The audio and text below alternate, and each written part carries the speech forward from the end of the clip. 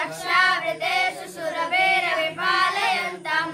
लक्ष्मी सहस्रशतसंभ्रमसेव्यमानम् गोविन्दमादिपुरुषं तमहं भजामि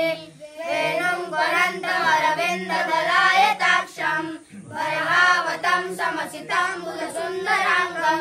कन्दर्पकोटिकमनीयविशेषशोभं गोविन्दमादिपुरुषं तमहं भजामि अनूलचन्द्रकलसन्मन्माल्यवंशी रत्नागदं प्रणयकेलिकलाविलासं श्यामं त्रिभङ्गललितं नियतं प्रकाशं गोविन्दमादिपुरुषं तमहं भजामि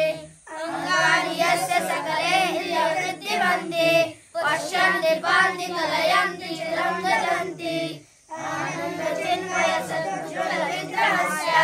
गोविन्दमादिपुरुषं तमहं भजामि अद्वैतमच्युतम् अनादिरनन्तरूपम् आद्यं पुराणपुरुषं नवयो